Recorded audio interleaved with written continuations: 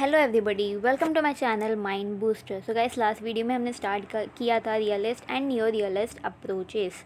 सो guys, ये video में हम आगे का टॉपिक कवर करेंगे। सो आज हम देखेंगे कि what are the key concept in the realist approach.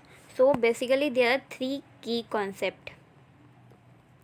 So which are they? So first one is national interest, second one is national power and third one is national security.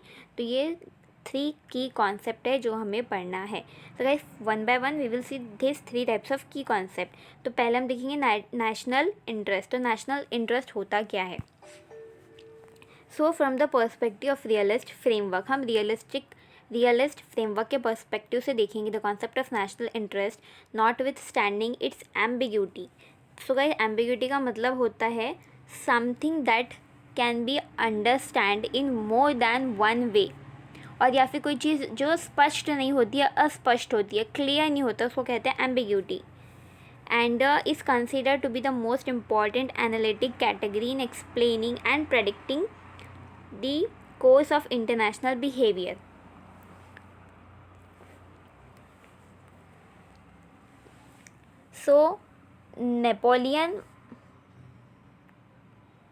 So Napoleon argued that he was acting in France's interest when Lai initiated the Russian campaign, and when later he mounted a last desperate battle at Waterloo.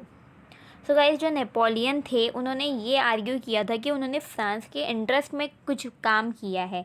उसके बाद फिर जब Hitler ने भी justify किया था कि उन्होंने भी जो किया था माइंडलेस मल्टी फ्रंट वार, वो भी जर्मनी के नेशनल इंटरेस्ट में किया था।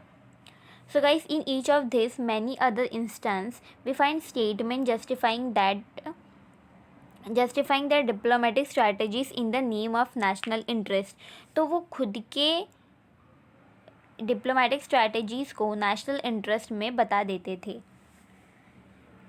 Then Hans Morgenthau has been a systematic and consistent supporter of the premise that diplomatic strategy और foreign policy should be motivated by national interest rather than by ideological consideration. तो hence मॉर्गेनथौ ने कहा कि जो policy है उसे national interest के इससे करना चाहिए, ना कि उनका कोई आइडियोलॉजिकल कंसिडरेशन से। Then the minimum requirement of nation state is to protect their physical political and cultural identity against possible encroachment by other nation state. Okay, तो गाइज, ये हो गया अबाउट नेशनल इंटरेस्ट। अब हम देखेंगे national power. So national power क्या होता है? It is a struggle for power. So Morgenthau for example defines politics as a struggle for power. Morgenthau ने कैसे डिफाइन किया पावर को? स्ट्रगल फॉर पावर के से। In other words, power for Morgenthau symbolizes a relationship between two political actor। उनके लिए ये एक रिलेशन है दो पॉलिटिकल एक्टर के बीच में। Actor A has the ability to control the mind and action of actor B, जिससे एक्टर ए के पास एबिलिटी रहना चाहिए कि वो माइंड और एक्शंस को कंट्रोल कर सके एक्टर बी के। As he put it, power is man's control over the mind and action of other men. Then the realists make 2 important points about the concept of power. First, power is a relational concept. Power is a relational concept in the sense that one does not exercise power in vacuum. So, power को खाली जगह पे हम लोग use नहीं कर सकते। हम पावर को किसी के लिए खुद के लिए या किसी के ऊपर अप्लाई करते हैं, यूज़ करते हैं, या फिर हम ऐसे ही खाली जगह पे पावर यूज़ नहीं कर सकते। अगर हमें कुछ उठाना है तो हम अपनी पावर लगाते हैं ना। ऐसा तो है नहीं कि हम वहाँ पे कुछ हमें हटाना नहीं है, उठाना नहीं है, लेकिन हम अपनी पावर लगाते जा ही रहे हैं। ऐसा तो नहीं होता। तो हम वैक्यूम में पावर को यूज़ नहीं कर सकते, but always in relation to another entity.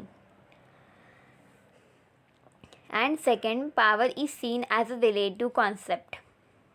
And second is power is seen as a relative concept. What it means is that in the international system, it may not be enough to calculate one's own power capabilities but also the power of other state. तो खुद की power के साथ साथ दूसरों की power भी calculate की जाती है. Then Kenneth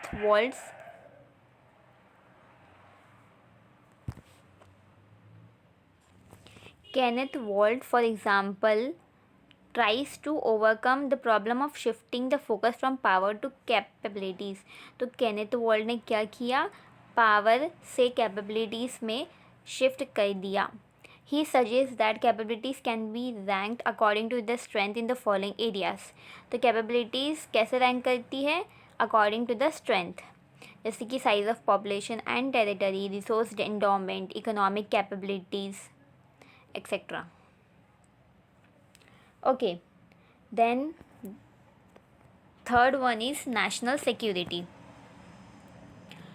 So जो classical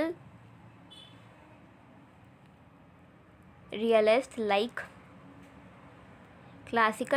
like Machiavelli, Manic and Weber attach top priority to national security और सर्वाइवल. तो इन्होंने टॉप प्रायोरिटी किसे दी है, नेशनल सिक्योरिटी को या सर्वाइवल को. Then Henry Kissinger, a nation survival is its first and ultimate responsibility. उन्होंने कहा है कि नेशन का सर्वाइवल एक पर्सन की फर्स्ट और अल्टीमेट रिस्पॉन्सिबिलिटी होती है. It can not be compromise और पुट टू रिस्क. इसे हम कॉम्प्रोमाइज़ नहीं कर सकते या फिर रिस्क में नहीं डाल सकते हैं. Okay, as also noted by Waltz, beyond the survival motive, the aim of state may be endlessly varied. Then all other goals such as economic prosperity belong to the domain of what is called low politics. तो guys इसमें ये देखकर है कि जो nation की security होती है वो सबसे ज़्यादा इम्पॉर्टेंट होती है. एक जो सिटीज़न होता है उसके लिए उसका नेशन सबसे ज़्यादा इम्पॉर्टेंट है. ऐसा नहीं है कि हम किसी और नेशन के साथ हमारी जो नेशन की जो डिटेल्स है उसे यहाँ से वहाँ दे, या फिर हम अपने जो नेशन को रिस्क में डालें, हमारे जो सिटीज़न है उनकी लाइफ को रिस्क में डालें. ये ऐसा हम नहीं कर सकते. हमारे लिए हमारे नेशन की सिक्योरिटी बहुत ज़्यादा इम्पॉर्टेंट है. सो गाइस, इस वीडियो में इतना ही. हमने 3 की कॉन्सेप्ट देखे हैं. First of all national interest, second is national power, and third one is national security. So in the next video we will see some important theories in the realist approach. So guys, if you like the video then please subscribe the channel and also hit the bell icon and share with your friends. So see you in the next video. Bye bye, take care.